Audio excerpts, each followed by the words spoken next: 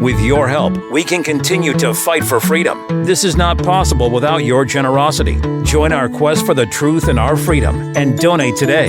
Simply go to tntradio.live. With a compelling perspective on global politics, this is the Patrick Henningsen Show on TNT Radio. All right, folks, welcome back. We're in the second hour of this live broadcast. Thank you for coming back. Great segment. I want to thank Basil Valentine and Freddie Ponton, both our correspondents, for that great discussion on the ICJ ruling. A lot of great points were brought up by both Basil and Freddie. We'll definitely be highlighting that segment on our social media feeds. It was a brilliant discussion. Really appreciate that. And thank you to our TNT team for help putting that together at such short notice. As it is a breaking story, also want to bring on to the stage right now another special guest who's been on the program before. Veteran journalist Leila Hatoum in the Middle East, joining us right now from Amman, Jordan, to talk about what she's been doing with others there on the side of getting aid to Gaza. This is a big problem. Everybody saw the horrific scenes of Israeli settlers preventing trucks from bringing aid into Gaza. Everybody saw this on television the last couple of days. Pretty incredible that this is allowed to happen. So how do you get aid in? Well, there are other routes, and there's people working on that right now. I want to bring Leila Hatoum onto the program right now. Leila, thank you for joining us. Thank you for having me again, and thank you for giving us a voice. It's our pleasure. It's our pleasure. Just explain to us this campaign that you are working on right now with others. I know Sarah Wilkinson and others are involved in this. Very high-profile Palestinian activists are pushing this campaign right now, airdrop aid for Gaza. Explain to us what this is, how it happens, and how people can get behind this effort, because it is really a public relations effort at the end of the day. It needs broad-based support, doesn't it? Go ahead, Leila. Thank you. Well, it all started when we also basically the miles of trucks lining up along the Rafah border crossing all the way back, and Israelis derailing the entry of humanitarian aid into Gaza through the Rafah border crossing and later on through the Kerem Abu Salem crossing. One of our colleagues on Twitter, because we are all activists and we all met on Twitter at one point or another, then we met in real life. His name is UC, and he launched a petition for airdrop aid for Gaza. And he started petitioning the world leaders to go and drop aid to northern Gaza, because nothing of what filters through the border crossings in the south, be it Rafah or Kerem Abu Salem border crossings, make its way to North Gaza. And the Israelis play a dirty trick over here. They have divided Gaza Strip into two halves. The first half is basically, they call it the north. The second half, they call it the south. However, the real thing is that when they say aid is reaching North Gaza, it's not. It's reaching the northern part of southern Gaza. And that's the sad part. They're playing a trick on the world. And what does that leave us with? Over 600,000 Palestinians stuck in Jabalia and Shaja'iyya and other cities in the northern part of the Gaza Strip that haven't received a single aid in literally months. And the sad part, if anything filters through there, it's via the black market that rarely goes to the northern part of North Gaza. And people are at risk of not only starvation, but imminent death in a matter of weeks. We're not talking about months. So when people are advocating for ceasefire, this is great. But ceasefire might not come until 2 months, 3 months down the line. Whereas people have started dying of starvation. We saw that little baby which died showing signs of starvation according to doctors, not according to us. Now there's airdrop being done by Jordan. It's the only country in the world that's actually dropping humanitarian aid to the ground in northern Gaza. However, when we say northern Gaza, it's in Tel al-Hawa, where the Jordanian field hospital is there. And most of that aid is actually medical aid. And Tel al-Hawa is southwest of Gaza City, which is basically the lower part of the northern Gaza Strip. It doesn't make its way to Shaja'iyya and Jabalia refugee camps and other cities in the north. So even with medication, what's the use of medication if you continue to drink sewage water, seawater, contaminated water, and muddied water? They don't have clean water. So they are at risk of cholera, typhoid, and other diseases, along with bacteria and other matters. And at the same time, some of them, they don't even have a proper meal per day. I'm not talking about 3 meals, even 1 meal. And this is what actually pushed the campaign because of the time is of the essence over here. we can't stay silent. So we came to Jordan because it's the only country doing the airdrops. We were trying to plead to His Majesty the King, King Abdullah II of Jordan, and other Jordanian officials if they can actually increase the frequency of the airdrops that they're doing. So far, they have done nine airdrops. The last one was 48 hours ago, a day after we had arrived in Amman. And the thing is that each time they drop aid, it's via 2 planes, not more. And so we want to increase that frequency, and at the same time want to diversify the items that they are throwing over to Gaza. So we wanted to include food items, and we discussed it with our boots on the ground. We have reporters on the ground in North Gaza and in South Gaza. What do they need most? And we were always asked if we can send flour, clean water, food items, of course, at any point.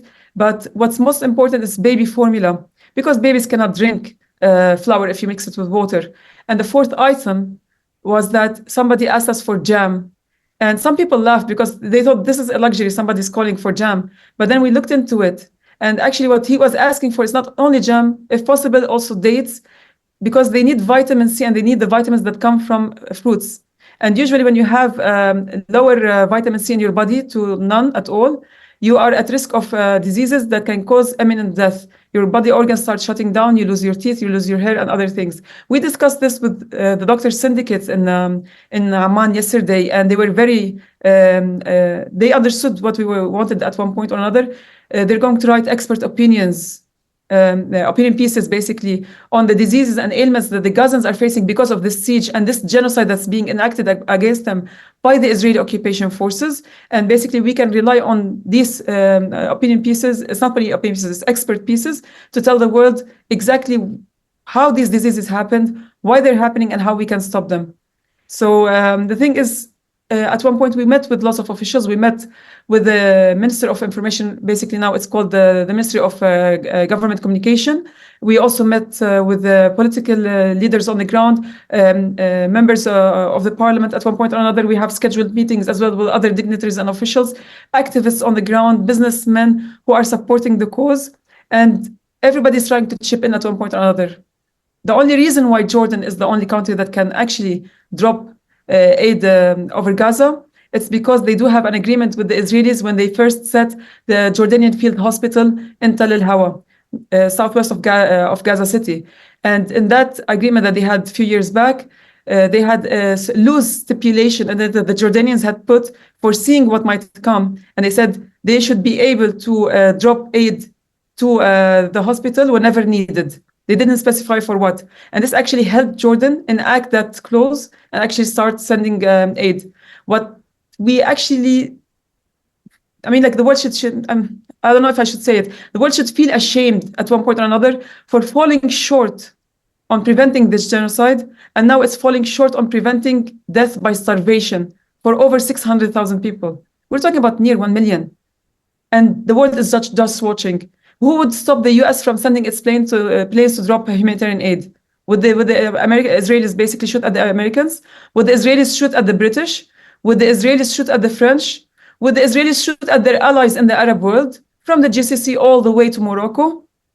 Why aren't they sending their planes? That's the big question. Is it because of political affiliation?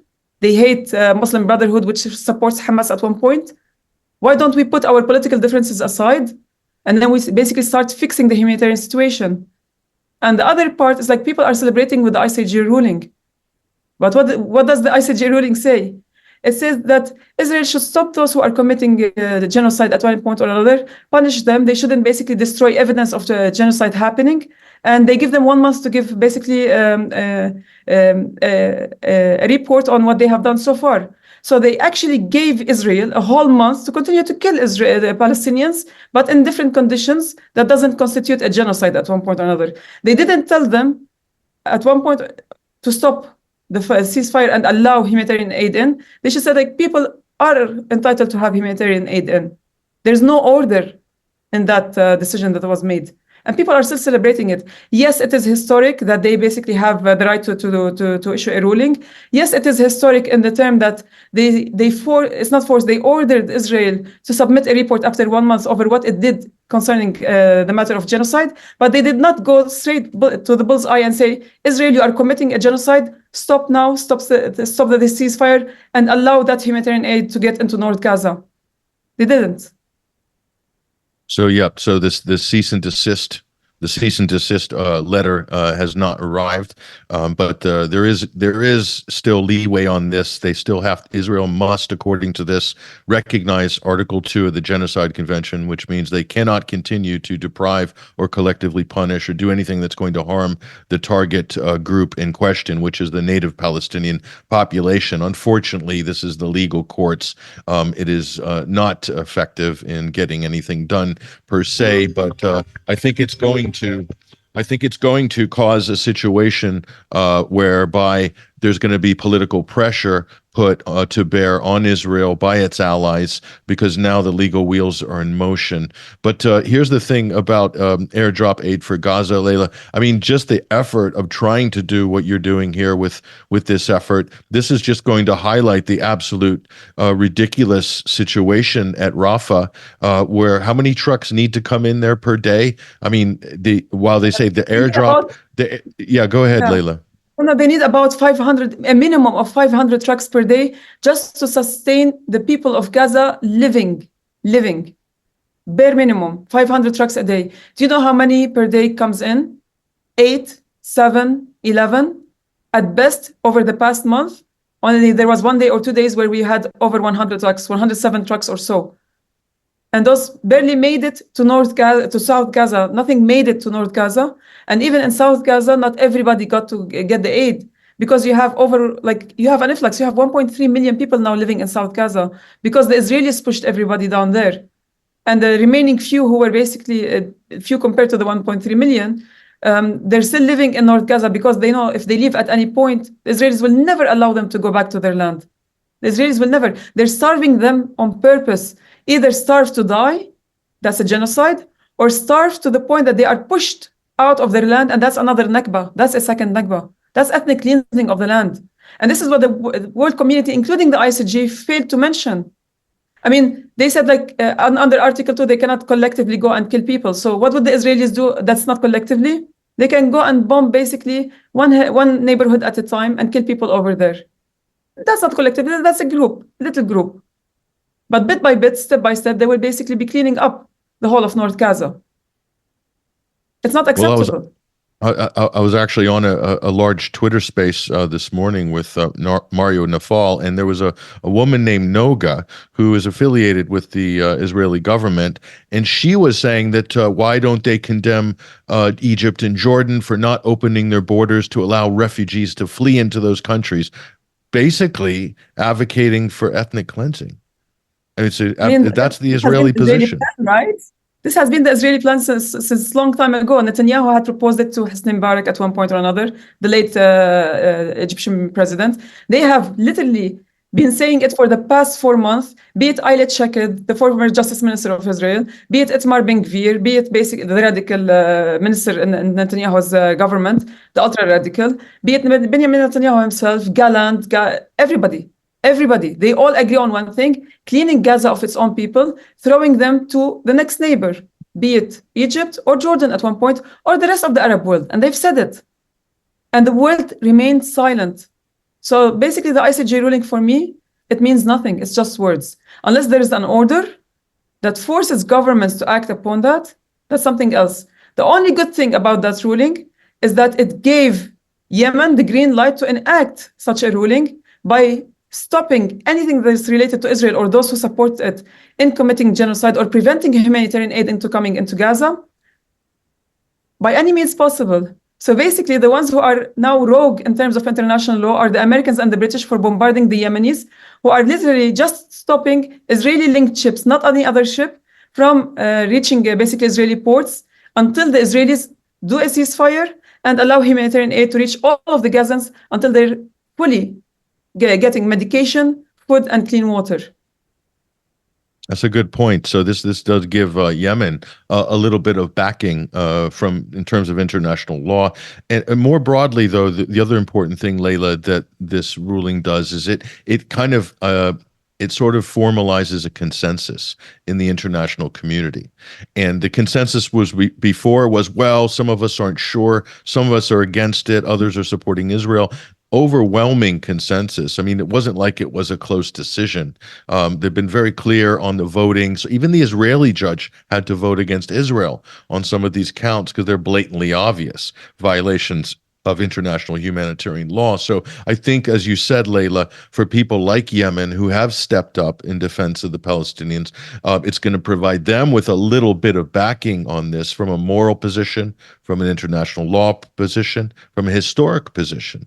And I think other countries will feel more confident to kind of move in that direction now, because before they just didn't feel like they had that kind of mandate of the consensus of the global community. I think that's there now, Leila, even though we're going to have to wait years for a formal ruling on this from the ICJ. It's going to be slow to get that formal decision after their investigation and the trial. But right now, we're told by lawyers, Leila, that referrals can be made very soon to the International Criminal Court. Once this reaches the UN General Assembly, there's going to be an investigative committee at the UN level. So, as you said, it's frustrating, Leila. The wheels are too slow. The wheels of international justice are much too slow. I'm afraid that by the time we reach those referrals, I'm sorry to cut you off, but I'm afraid that by the time we reach those referrals, or the world decides to act upon it, Gazans in North Gaza would be dead by then. They don't have much time. They don't have much time. Children have started dying of starvation. They're drinking muddied water. They're drinking muddied water, and it's on video. And we have reporters on the ground who are literally posting it on Twitter and on social media across the platforms. And the world is still doing nothing. Do you know what a consensus means to me under international law? Because I studied international law. It means zero, or a bag full of garbage. Do you know why? We had consensus, like 15 members of the UN Security Council voting on resolutions against Israel at one point without a veto. None of them have been enacted. None of them. 4 to 5, basically, the one that's related to Lebanon. The thousands of resolutions that were passed because of Palestine. Nothing. So an ICJ ruling that doesn't have an order, or doesn't order basically the Israelis at one point or another to stop the ceasefire, or basically just poke Israel in the eye and say it's actually committing genocide. It didn't say that Israel is committing genocide. It said like Israel should prevent acts of genocide. So it means zilch to me. People are celebrating. I cannot celebrate. I'm sorry about that. But that's my own opinion. And until basically something happens, I will continue to advocate for airdrop aid for Gaza, because the only thing that we can have at the moment is giving people food and clean water and hope so they can survive a little bit more until a ceasefire happens. That's the important thing, I think, and that's what your campaign is all about. Leila, if people want to support this effort... It's not my campaign, by the way. I'm sorry. It's not my campaign. I have to correct you on this one. This is a campaign for thousands. Over 30,000 people have signed the petition, and everybody's supporting us. It was started by UC. We have great people like Sarah Wilkinson, Shamin Suleiman, even Nina, Leila, who's living in Europe, myself, and thousands others who are supporting this campaign. So I cannot call it mine. I meant the campaign. I meant the campaign.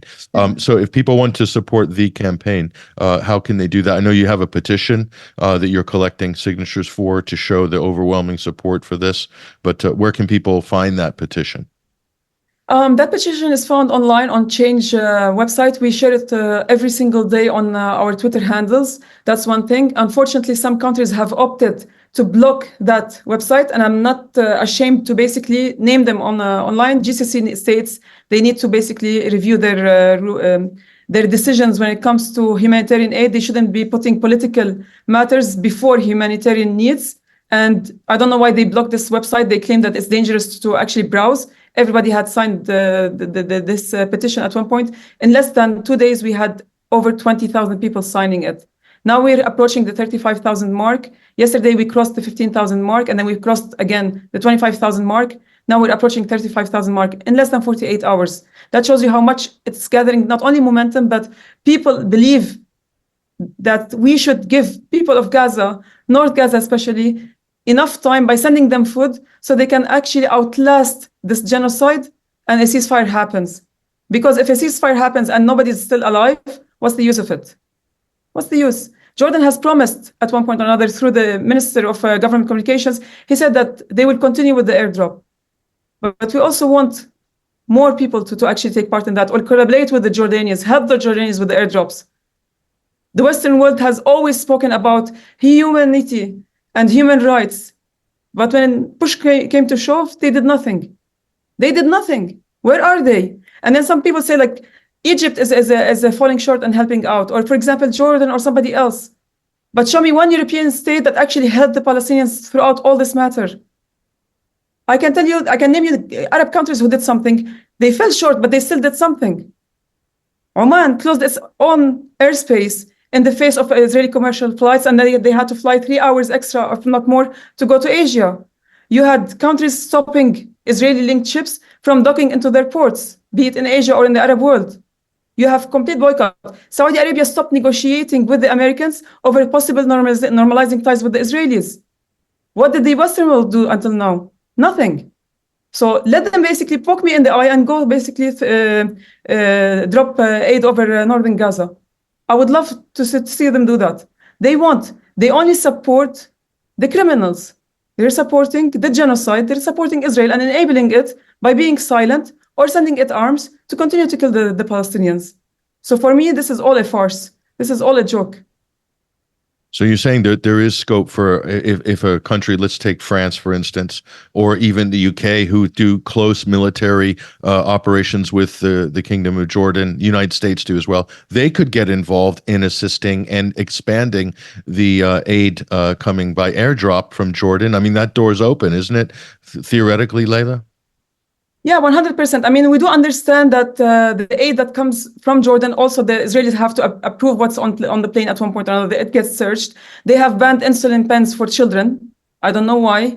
They have banned anesthesia because they want the Palestinians to continue to suffer and have amputations without anesthesia. So it's like they are enjoying torturing Palestinian civilians, including children, and mostly children, basically, with that. If the Americans actually fly their planes to drop aid over Gaza, will the Israelis be shooting at them? They will think twice before doing so. Same thing goes for the British. And if the Americans and the Jordanians actually collaborate on this matter, how will the Israelis react? They will not dare basically shoot at them because they will have no ally at all. But the Americans refused that. The British, they never did that. So they're enabling the Israelis to continue with their genocide against the Palestinians. And what's preventing the Israelis for shooting at the Jordanians who are doing this presently? Is there any deterrent in place for that? As I said, there's an agreement between the Jordanians. It's a pre-agreement between the Jordanians and the Israelis. When the Jordanians first set the Jordanian Field Hospital in the southwestern part of Gaza City, in Tel El-Hawa area. And in that agreement, the Jordanians were very smart enough to foresee the future because they know what kind of a neighbor they have. They put a loose stipulation in it. And I didn't know about that until basically the Minister for Government Communications told us about it. He said that the Jordanians put a stipulation in it that says anytime there's a need for aid to be dropped, the Jordanians will be allowed to drop that aid to the field hospital. And this is the only reason why the Jordanian planes can go over there. But to add a further insurance, the King of Jordan himself flew on one of the planes, and he had his son, the Crown Prince, fly on another plane. And then he had his daughter, the Princess Salma, to fly on another plane. They acted as human shields. And people might laugh and this and like say that they're whitewashing themselves as a PR campaign. But it's not a PR campaign. If people actually followed history, the Israelis have always U-turned on their agreements and sometimes breached it. And sometimes they used to shoot at their own allies and then blame it on the other side.